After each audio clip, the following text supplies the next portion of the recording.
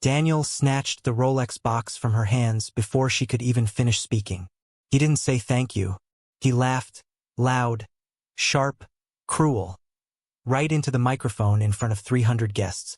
"Everyone, meet my wife," he said, holding the box up like a trophy that belonged to him. "The only person here who contributes absolutely nothing." The room went quiet for half a second, then erupted into the kind of laughter people give when they're too afraid to stay silent. Champagne glasses clinked. Someone snorted. Grace stood frozen at the edge of the stage, her hands still open from where the box had been ripped away. Daniel wasn't finished. He pointed toward the door, his voice dripping with contempt. "Go wait outside. Tonight is for successful people." For a moment, Grace didn't move. Her eyes searched his face for some sign that this was a joke, that he'd suddenly stop and pull her into his arms and apologize. But his jaw stayed hard. His eyes stayed cold. So she turned and she walked. Every step toward the exit felt like a mile. She could hear whispers trailing behind her, feel eyes crawling over her back. But she kept her spine straight and her chin level, refusing to let a single tear fall until she was out of sight. She reached the entrance. Cool air hit her face. She let out a breath she didn't know she'd been holding. That's when the headlights appeared. A line of black SUVs rolled up to the curb, engines humming low, and the back door of the lead vehicle swung open. A tall man in a tailored coat stepped out, adjusting his cufflinks, until his eyes landed on Grace standing alone outside the doors. His expression shifted instantly. He didn't walk toward her. He ran. "Why is my boss standing outside?" he shouted, loud enough that heads turned inside the ballroom. The music stopped mid-note. Someone's glass froze halfway to their lips. And Daniel, still holding the Rolex box like a man holding his own downfall, slowly turned around to see who had just called his wife boss. For the first time all night, his confident smile disappeared. He looked afraid. "Before we go further, drop a comment and let us know where you're watching this from. We'd genuinely love to hear from you. And if you're new here, hit that subscribe button now so you never miss one of our upcoming stories." To understand how Grace Johnson ended up standing outside a ballroom while her husband humiliated her in front of the entire company he worked for, you have to go back to the beginning, long before either of them had any money at all. They met when he was an entry-level software engineer working late nights on a team nobody noticed, and she was a quiet woman building a cybersecurity startup out of a small rented office with 2 laptops and a dream nobody believed in but her. Daniel was smart. Everyone could see that. But smart wasn't the same as connected, and connected was what the industry rewarded. Grace saw something in him before the world did. She paid for his MBA out of her own pocket, sat with him through certification exams, coached him before interviews that terrified him, and helped him build a network he could never have built alone. She never told a single person she was doing it.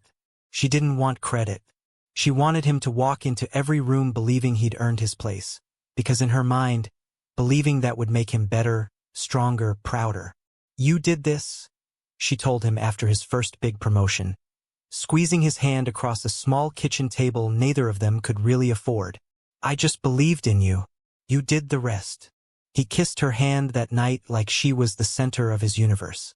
Years passed. Grace's small cybersecurity company grew in ways even she hadn't expected, and eventually, she sold it for over $180 million. She didn't throw a party. She didn't post about it. She quietly folded the money into a new venture, a private investment firm she built from the ground up, and started funding AI startups, cloud infrastructure companies, real estate, and renewable technology, all under the name of her firm, never her own. Nobody outside a small circle of trusted executives knew who was really behind the money. Not even Daniel.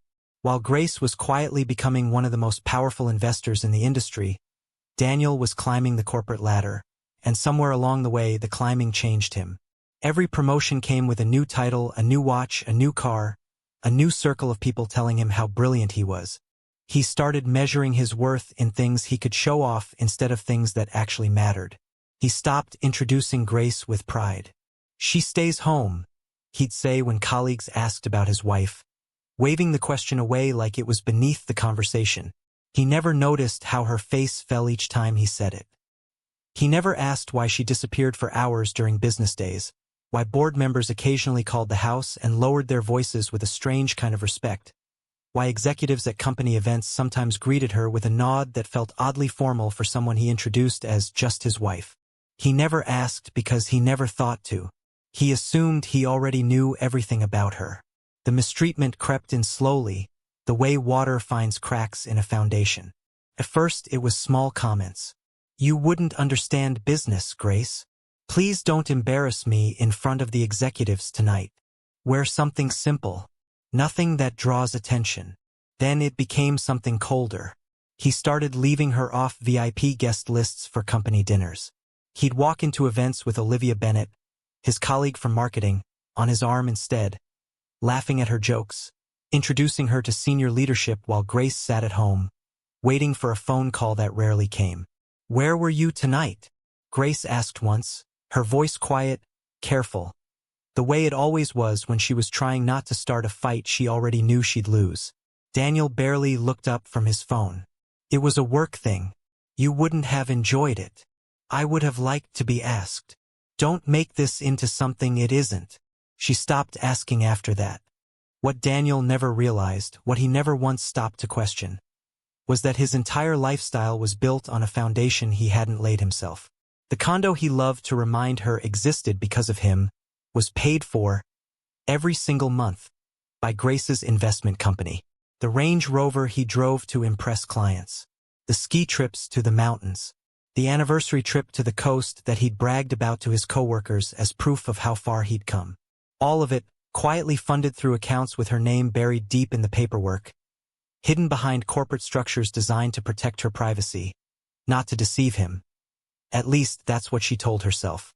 "This condo exists because of me," he reminded her one evening, standing in the kitchen with his arms crossed after a small disagreement about dinner plans. "Everything in this house exists because of me." Grace said nothing. She simply nodded and walked into the other room, carrying a truth she'd promised herself she wouldn't use as a weapon. Then came the promotion.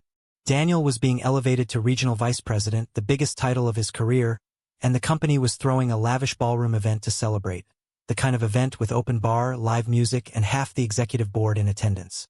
Grace spent weeks preparing something special for him. She had a custom Rolex engraved with their wedding date. She bought him a Mont Blanc pen, the kind serious executives carried into serious meetings. She wrote him a letter by hand, something she hadn't done in years, pouring into it every hope she still carried for the man she'd fallen in love with before any of this began. She believed, foolishly perhaps, that tonight would be different. That in front of everyone, surrounded by the people he cared so much about impressing, he might finally turn to her and say the words she'd been waiting years to hear. Instead,